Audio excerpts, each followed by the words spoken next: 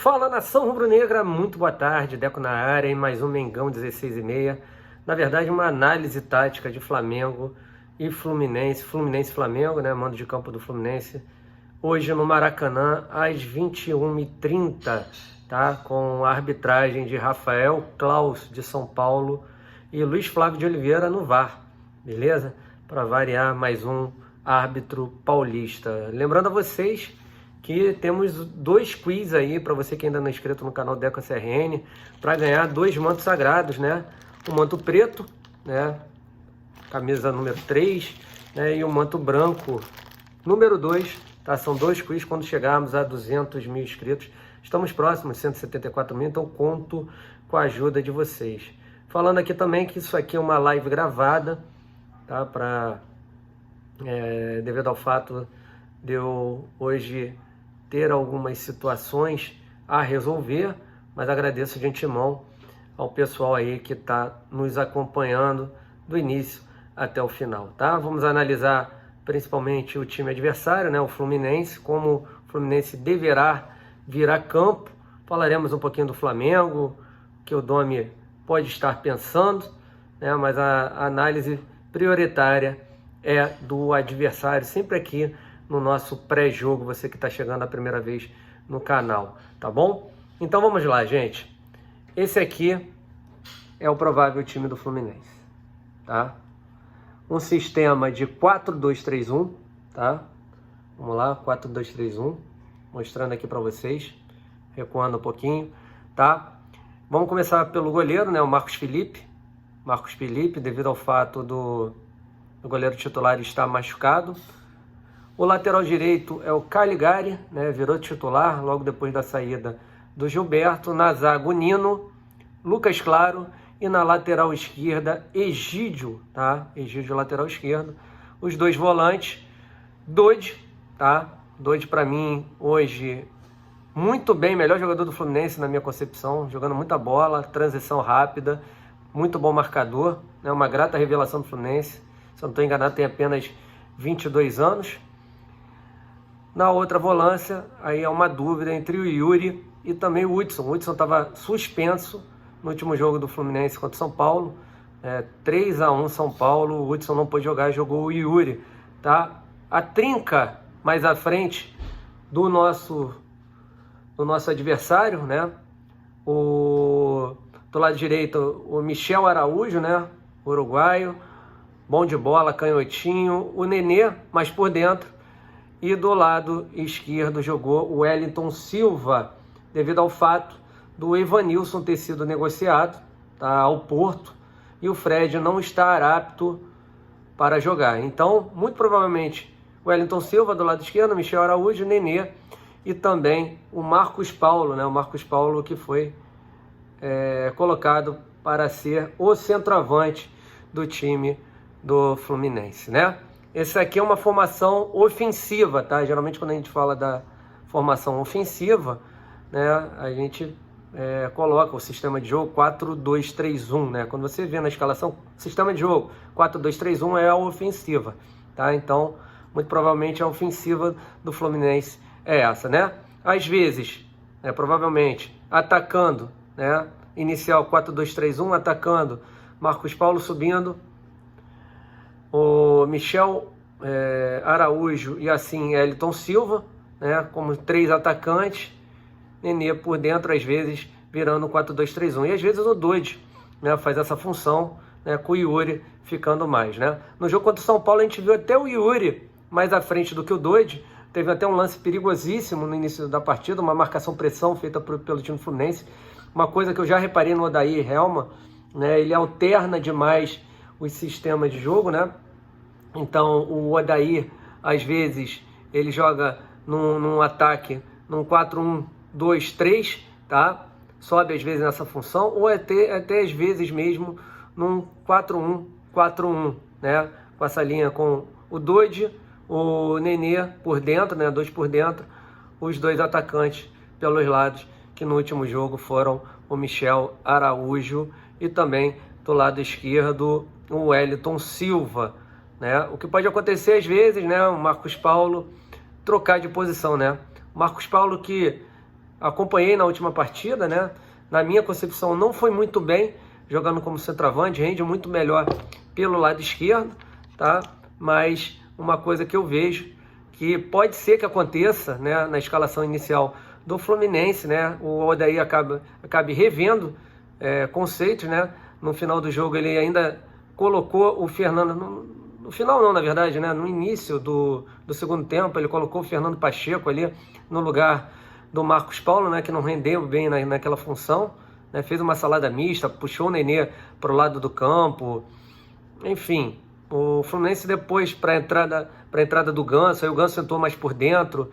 Cara, o time do Fluminense nesse último jogo, realmente segundo tempo, foi um segundo tempo difícil para o Fluminense, né? Com a perda principalmente do Evanilson. Acho que o Fluminense, tenho certeza, o Fluminense sentirá muita falta do Evanilson como centroavante, tá? Então é isso, eles podem jogar no 4-1-4-1, né?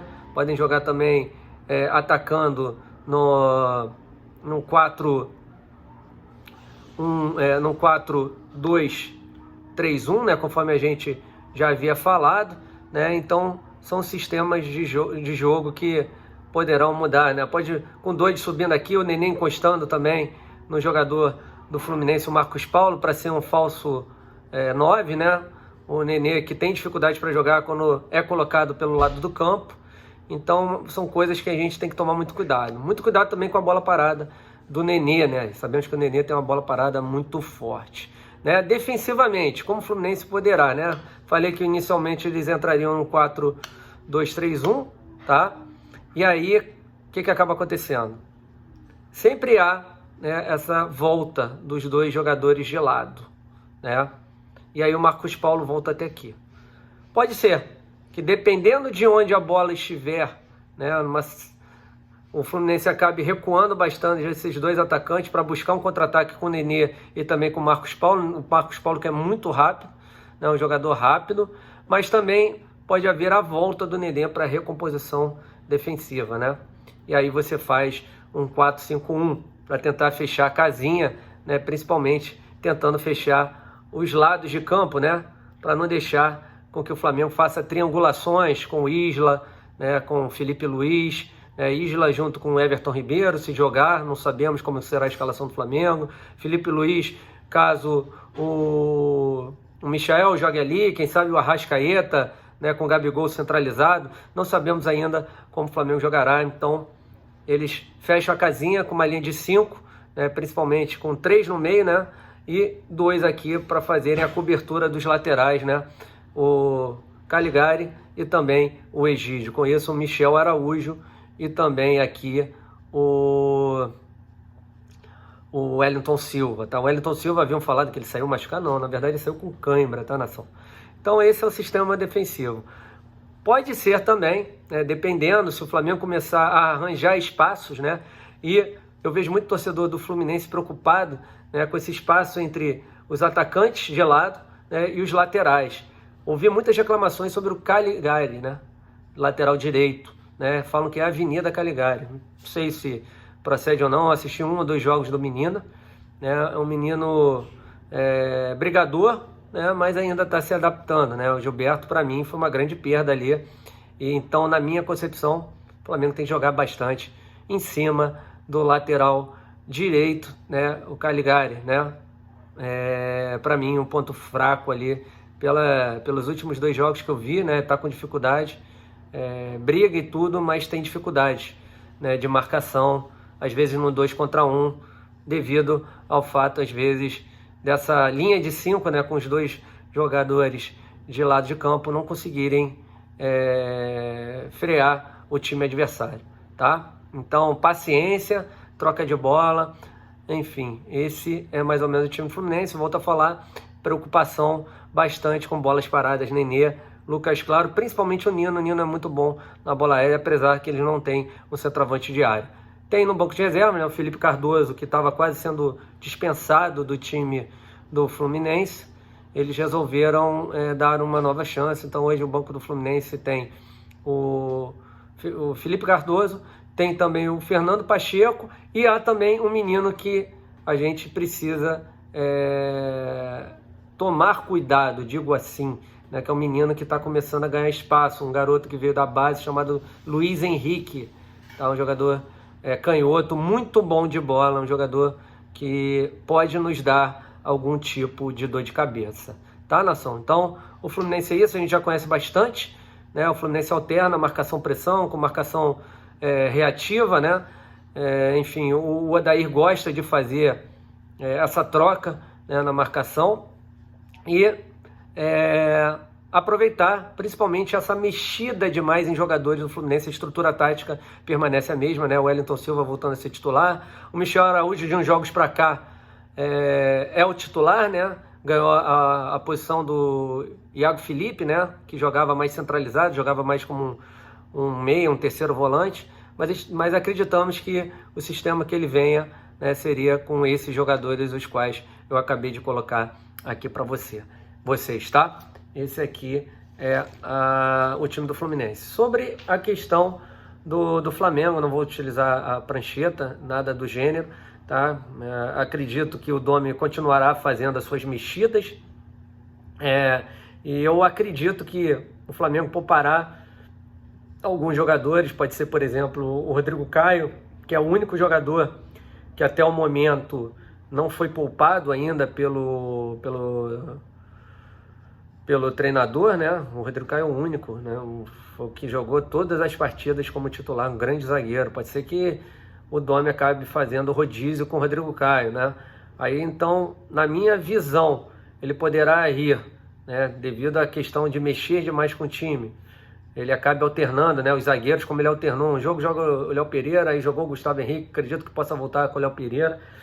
Mas não sei também, devido ao fato de talvez ele poupar o Rodrigo Caio, para você ver como hoje é complicado você dar uma escalação do Flamengo. Eu acho até melhor, porque a nossa análise melhor sobre o Flamengo é no nosso pós-jogo. Lembrando a vocês que logo que acabar Flamengo e Fluminense, Fluminense e Flamengo, né, mais ou menos 11h20 da noite, entraremos ao vivo, tá? Ao vivo com a nossa resenha pós-jogo, tá? Sobre a questão do time, vou dar aqui um chute, né, do que eu penso que o Flamengo utilizará. O Flamengo, no meu chute, seria Gabriel Batista, Isla na lateral direita, Tuller, Gustavo Henrique e também o Felipe Luiz na lateral esquerda. No meio de campo, acho que ele dará uma pausa no Arão, jogará o Thiago Maia, o Gerson, tá? Mais à frente, Everton Ribeiro. Do lado esquerdo pode ser que entre o Vitinho ou o Michael, acredito que ele possa poupar o Arrascaeta. Mais à frente, Gabigol e o Pedro, tá? Tô dando um chute aqui, tá? Devido ao fato de desgaste. Assim mesmo é um timaço, né?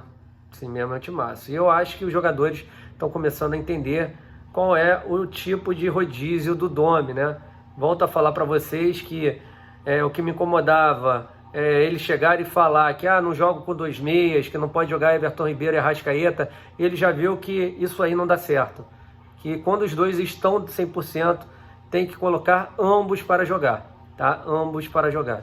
Então isso, na minha visão, é o correto, tá? Mas se não tiver 100%, por exemplo, o último jogo, na minha visão, o Arrascaeta estava muito abaixo tecnicamente. O Arrascaeta não estava bem na partida. Não sei se isso aí foi mostra de cansaço devido aos 2 últimos jogos que ele foi titular, devido ao fato do jogo lá da Bahia ter sido num campo muito pesado, né? O Flamengo correu muito naquela partida. O Flamengo jogou muito. O Isla mesmo sentiu no último jogo contra o Bahia. Então são coisas assim, nação, que o Domi, lá com a sua comissão técnica, lá junto com o departamento médico do Flamengo, junto com os fisiologistas, sabe muito mais do que eu estou aqui fora. Eu estou analisando apenas o jogo, tá? Mas a questão do indivíduo aí sim. Sobre a questão do jogador brasileiro aceitar isso, fominha, quer estar em todos os jogos,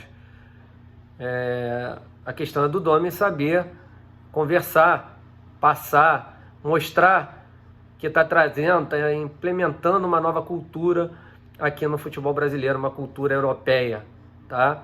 E aí, pelo que a gente leu, depois de um tempo, muito provavelmente, igualando a parte física de todos os jogadores do Flamengo, igualando toda a parte física de todos os jogadores do Flamengo. Muito provavelmente ele terá um time base, tá? O que ele está tentando igualar, para que não ocorra a mesma coisa que aconteceu lá contra o Liverpool, lá em Doha, que o Flamengo utilizou basicamente os 11 durante 70 jogos, aí chegou no último jogo todo mundo cansado. O JJ falou na entrevista coletiva que tirou o Everton Ribeiro e o Arrascaeta, e depois ele mudou, né, as palavras dele aqui no Brasil, quando deu a entrevista para o Benja. Primeiro falou que era questão física, aí depois falou da questão técnica, por isso que tirou a Arrascaeta e Everton Ribeiro. Então é isso que o Domi não quer que aconteça no decorrer da temporada, tá? Que todos os jogadores estejam 100% daqui a algum tempo, né? Daqui a algumas semanas, e para que possa trabalhar no intuito de acontecerem poucas lesões, tá? Então é esse o trabalho hoje feito pelo Domi no Flamengo, por isso que hoje eu, Deco, prefiro ter mais paciência, tá? O que eu posso criticar num pós-jogo? A questão da montagem do time, se eu achar que ele montou um sistema de jogo errado, se eu achar que ele particularmente fez as substituições erradas, né? Não teve a leitura de jogo adequada. É essa a minha análise aqui no canal Deco SRN. Quem gosta, quem me conhece sabe que eu não vou passar pano para isso. Mas a questão de ter paciência, entender por que ele está poupando A, por que ele está poupando B, e hoje já ter a certeza que ele já mudou o pensamento dele, que Everton Ribeiro e Arrascaeta podem jogar juntos, que hoje ele já deu um outro posicionamento ao Arrascaeta, né? Ele estava colocando o Arrascaeta num 4-3-3, né? Mais centralizado não, vamos lá, ele botava o Arrascaeta num 4-3-3, né? Nessa função, né? Aquele 4-3-3 posicional, tá? Ele botava o Arrascaeta aqui para fazer essa função, tendo que depois recompor, voltar, né? E aí os atacantes no 4-3-3 ficavam aqui, não voltavam muito. Então o Arrascaeta tinha que atacar, criar e depois defender. Um erro que ele estava cometendo. E aí ele queria que Everton Ribeiro e Arrascaeta disputassem posição. A partir do momento que ele muda o sistema de jogo, né, bota um sistema desse aqui, e deixa o Arrascaeta com liberdade para atacar, para fazer o que ele sabe de melhor, construir jogadas, finalizar jogadas, dar passes, dar assistências, e estar dentro da área, como aconteceu contra o Bahia, para finalizar e fazer gols para o Flamengo, ele mudou. Hoje ele já pensa assim. Ele já pensa com o Arrascaeta flutuando, com o Everton Ribeiro jogando mais pelo lado direito. É isso que a gente queria. E na mesma maneira que eu criticava o trabalho do Domi, hoje eu estou aplaudindo. Porque ele teve a visão, ele conheceu melhor os jogadores. Porque ele não conhecia. Ele não conhecia os jogadores.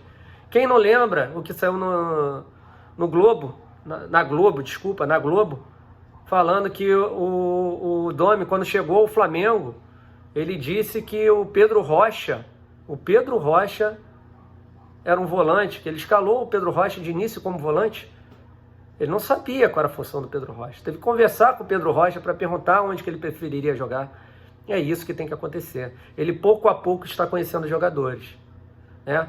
Legal ele está dando oportunidade para o Lincoln. Legal você ver o Lincoln mais magro. Vai valorizar o jogador. Quem sabe ele pode ser importante para o Flamengo.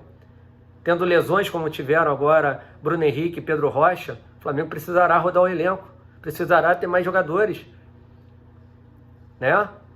Então estou sentindo uma coisa que eu tive, um sentimento que eu tive do Lincoln estar melhor fisicamente. O Lincoln parece mais magro, Acredito eu que o Lincoln poderá melhorar, tá?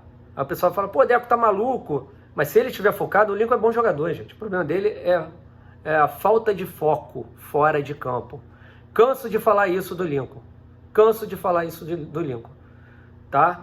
Então eu queria colocar isso. O Vitinho poderá ser um falso 9, aquele jogador que chega por trás, né, do atacante. O Domi já viu isso. O Domi está conhecendo melhor o elenco do Flamengo. Contra o Bahia ele já fez essa substituição, que foi muito boa, na minha visão. Surtiu efeito? Não. O cara teve 5, 10 minutos para jogar. Precisa jogar mais tempo naquela função. Há quanto tempo o Vitinho não joga assim? No Flamengo ele nunca jogou mais centralizado. O Vitinho só jogou pelos lados do campo no Flamengo. E tem muita gente que quer negociar o Vitinho. Vai ser importante também, gente. Vai ser importante também. Ele dorme às vezes durante a partida, às vezes falta intensidade nele, falta intensidade. Mas tecnicamente é um dos melhores jogadores do Flamengo. É um dos melhores jogadores do Flamengo. Tá? Então, a minha visão geral, ampla do Flamengo, do Domi, dessa questão de rodízio, é essa. Tá? Pelas coisas que eu venho lendo agora, pelas coisas que eu estou sentindo agora, o sentimento é que ele está conhecendo agora verdadeiramente o nosso elenco, conhecendo verdadeiramente o futebol brasileiro, conhecendo verdadeiramente o Flamengo, né? E a cultura, o torcedor, o que o Flamengo quer, o que o torcedor quer jogar para frente, com intensidade, marcação alta. Ele já melhorou a marcação alta contra o Fortaleza, né? Tomou o gol, né, devido a uma falha, e aí o time sentiu o baque, porque ninguém esperava que o Fortaleza fosse empatar o jogo naquele momento, tá? Só para falar isso aí para vocês, entendeu, nação? Então a nossa análise pré-jogo hoje é essa, gravado. Aquilo, se os amigos quiserem entrar no clube de membros agora, depois podem deixar DDD telefone para decosrn@gmail.com, tá? Então, a galera quiser entrar no clube de membros, fique à vontade aí, pode entrar agora, uma live gravada, muito bacana. Lembrar vocês que também teremos sorteio. No final dessa semana faremos um sorteio somente para o clube de membros, e lembrando para vocês das camisas oficiais do Flamengo, 2 quiz quando chegarem a 200 mil inscritos, tá? Então curtam esse vídeo aí, tá? Compartilhem, fala aí, ó, tem um cara maneiro aí que fala bastante de tática, gente boa, dá aquela moral para ele, o Deco SRN, tá? Rumo aos 200 mil inscritos, tá? Então conto, por favor, com a ajuda de vocês, tá? Então, nação, não esqueçam, acabando o jogo, 11h20 mais ou menos, todo mundo aqui, análise pós-jogo, sensacional, canal Deco SRN. Falou, gente? Então fiquem com Deus, saudações rubro-negras, até daqui a pouco no pós-jogo, se Deus quiser, com uma grande vitória pra gente analisar, e o Flamengo rumo ao topo. Valeu? Fui, valeu, nação!